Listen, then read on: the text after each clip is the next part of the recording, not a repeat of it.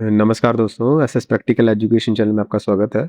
दोस्तों, आज जो हम क्वेश्चंस एमसीक्यूज़ वगैरह करने वाले हैं, वो internet of things and application पे करने वाले हैं, यानी आईओटी पे करने वाले हैं, जो कि डिफरेंट अभी जो रिसेंट में एग्ज़ाम्स होने वाले हैं, उनमें काफ़ी ज़्यादा इम्पोर्टेंट है। ठीक है, काफ़ी ज़्यादा इम्पोर्टेंट रोल प्ले करता है ये डिफरेंट एग्ज़ाम में। आजकल आईओटी, एआई, एमएल पे और क्लाउड कंप्यूटिंग पे काफ़ी क्वेश्चंस आ रहे हैं डिफरेंट एग्ज़ाम्स में। तो एआई, एमएल पे ऑलरेडी मैंने काफ़ी क्वेश्चंस कवर करा दिए हैं। आज हम लोग internet of things and application पे स्टार्ट करेंगे। तो पहले क्वेश्चन पे शुरुआत करते हैं। A smart agriculture system deploy thousand of soil moistures sensor transmitting data every minute to cloud server. ये क्या कर रहा है? एग्रीकल्चर सिस्टम है बेसिकली, जो कि डिप्लॉय कर रहा है सॉइल मॉइस्चर सेंसर को, जो कि डेटा को ट्रांसमिट करता है क्लाउड सर्वर पे। Network congestion and battery depletion occurs quickly, यानी कि नेटवर्क कंजेशन और बैटरी जो है काफ़ी जल्दी ख़त्म हो जाती है इसकी। Which architect modification best improve scalability and energy efficiency. इनमें से कौन सा जो होगा बेस्ट यूज़ होगा? ठीक है, scalability as well as energy efficiency को लेके।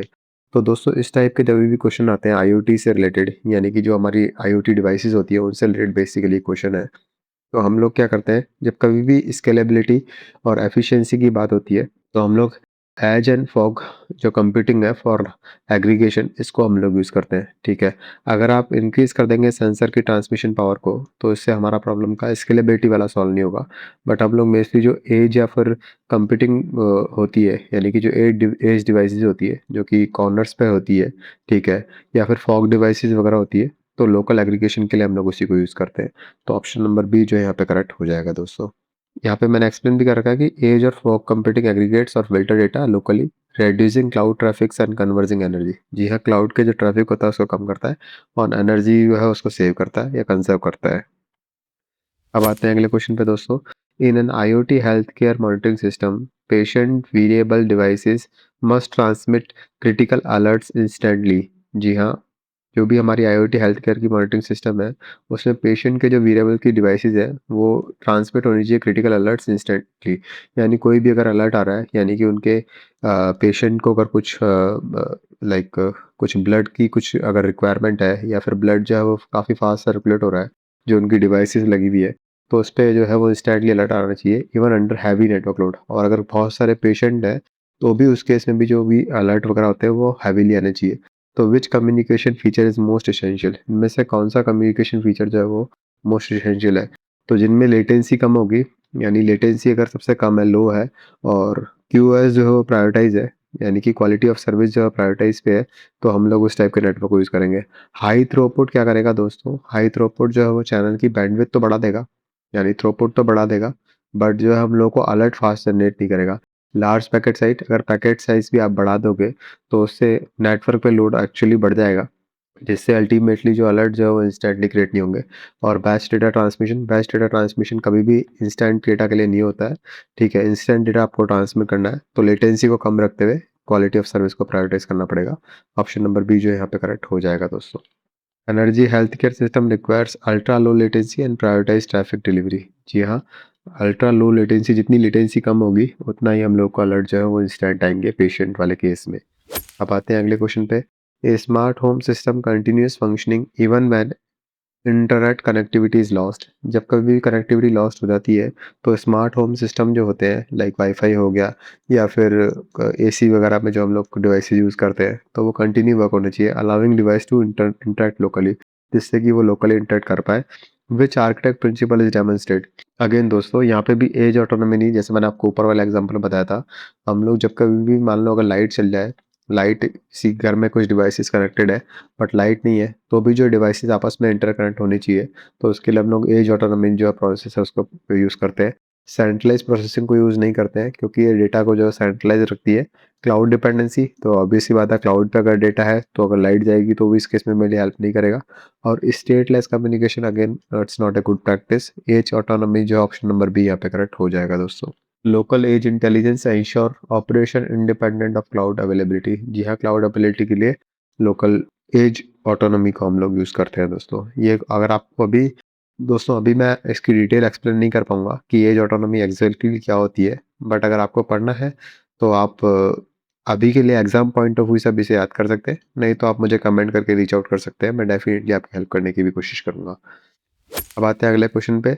And industrial IoT deployment experience security breaches. जी हाँ, एक आईओटी डिप्लॉयमेंट जो है इंडस्ट्रियल, वो सिक्योरिटी ब्रीचेस को एक्सपीरियंस कर रहा है, वेयर अटैकर्स कंट्रोल एक्यूटेटर्स रिमोटली। जी हाँ, अटैकर्स जो है वो एक्यूटेटर्स को रिमोटली कंट्रोल कर रहे हैं।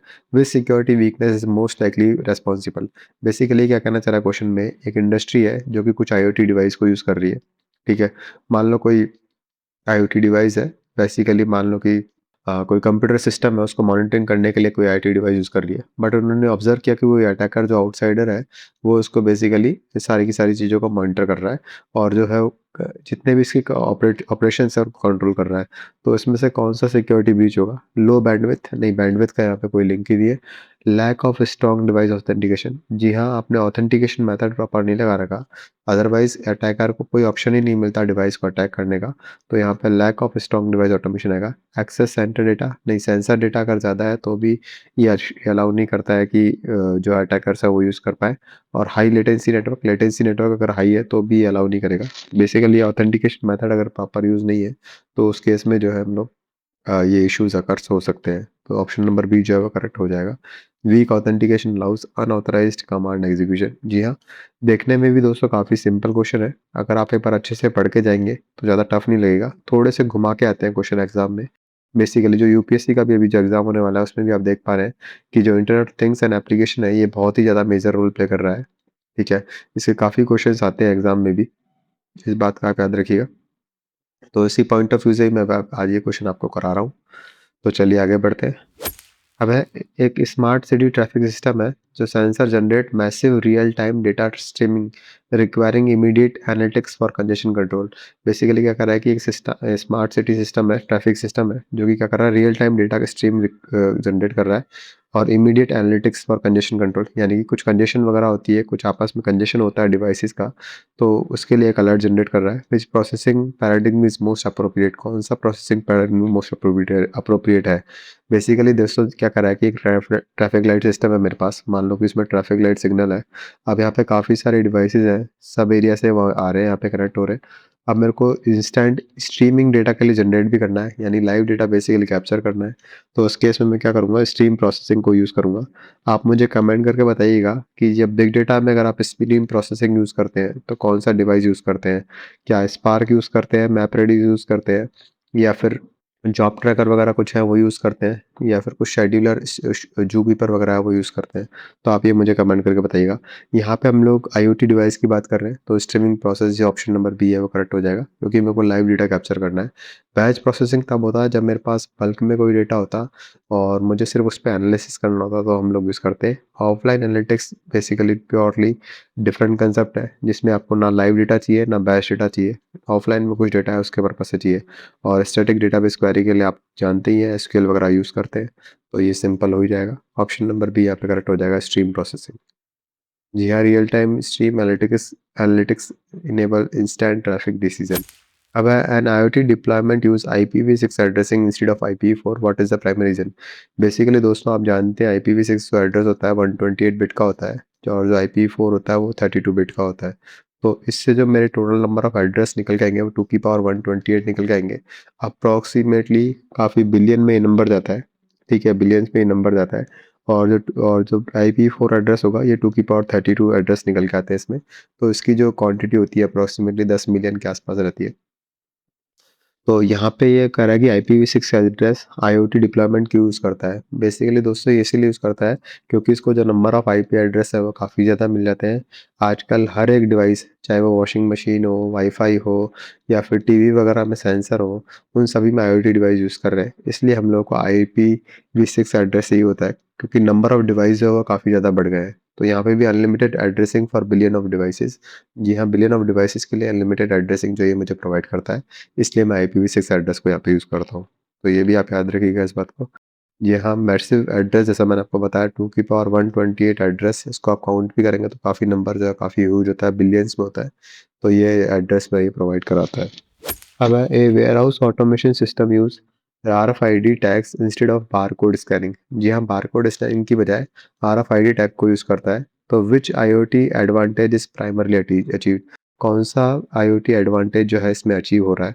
तो मैनुअल आइडेंटिफिकेशन नहीं, मैनुअल आइडेंटिफिकेशन नहीं हो रहा। लाइन ऑफ साइट इंडिपेंडेंस, जी हाँ, बिल्कुल लाइन ऑफ साइट इंडिपेंडेंस यहाँ पे अचीव हो रहा है। बिकॉज़ जो आरएफआईडी होती है दोस्तों, ये डायरेक्ट यूज़ नहीं करती है, ठीक है? लाइन ऑफ साइट इंडिपेंडेंस के थ्रू जो है वो टैग को यूज़ करती है बारकोड स्कैन करते टाइम पे। और इंक्रीज़ स्टोरेज कैपेसिटी का कोई यहाँ पे लिंक ही नहीं है। रेड्यूस वायरलेस कम्युनिकेशन, नहीं, वायरलेस कम्युनिकेशन इससे बढ़ जाएगा क्योंकि आरएफआईडी यूज़ हो रही है। तो लाइन ऑफ साइट यहाँ पे एक ऑप्शन फिट बैठ रहा है, ऑप्शन नंबर बी, जो कि करेक्ट हो जाएगा। RFID does not require direct visual alignment, जी हाँ, डायरेक्ट इसमें अलाइनमेंट नहीं होता है।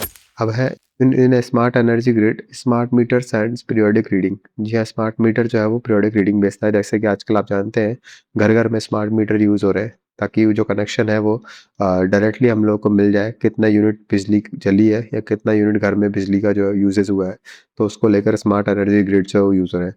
Attackers replay old valid message ensuring causing bill alerts. जी हाँ, अटैकर्स ने क्या किया कि एक रीप्ले को यूज़ करते हुए पुराने मैसेज को ही प्रिंट कर दिया। व्हिच अटैक इज़ अकरिंग, कौन सा अटैक यूज़ हो रहा है? नाम में इसने दे रखा है कि रीप्ले अटैक यूज़ किया है, तो रीप्ले अटैक यहाँ पे करेक्ट हो जाएगा। Man in the middle attack, आप हम लोग साइबर सिक्योरिटी जब हम देख रहे थे उस टाइम पे पढ़ चुके हैं कि 2 लोग आपस में कम्युनिकेट कर रहे हैं, कोई तीसरा पर्सन जो है वो इनकी बातों को यहाँ पे सुन रहा है, तो man in the middle attack यहाँ पे हो जाएगा। फिशिंग, इट्स नथिंग बट कोई अगर आपका फेसबुक का अकाउंट है, जैसे मैंने कई बार आपको एग्ज़ाम्पल देके बताया, और कोई लिंक एक जनरली भेजता है, आप उस लिंक पे क्लिक करके अपने क्रेडेंशियल भेजते हैं। और डीओएस अटैक यानी डिस्ट्रीब्यूटेड डिनायल ऑफ सर्विसेज, जी हाँ, डीडोस अटैक इसको हम कहते हैं basically, distributed denial of services. बहुत सारे जो है डिस्ट्रीब्यूटेड डेटा भेज देना किसी एक पर्टिकुलर सिस्टम पे, तो उसलिए यूज़ होता है। यहाँ पे जो है पीरियोडिक डेटा की बात कर रहे हैं, तो ऑप्शन नंबर बी जो है इस क्वेश्चन में करेक्ट हो जाएगा, replay attack. Replaying previously captured packets manipulate system state. जी हाँ, दोस्तों अभी जो है वीडियो काफ़ी बड़ा हो रहा है, तो आने वाले क्लासेस में और भी मैं आपको वीडियो क्वेश्चंस कराने वाला हूँ। हंड्रेड्स ऑफ क्वेश्चंस यहाँ पे हैं, जो जैसा कि आप मेरी स्क्रीन पे देख भी पा रहे हैं, जो कि मैं आपको कराने वाला हूँ आने वाले क्लासेस में। और चैनल पर नए हैं तो दोस्तों चैनल को सब्सक्राइब कर दीजिएगा, सब्सक्राइब करना नहीं भूलिएगा। कमेंट करके आप मुझे रीच आउट कर सकते हैं अगर आपको कोई डाउट है तो। और थैंक यू सो मच दोस्तों for watching the video and have a good day.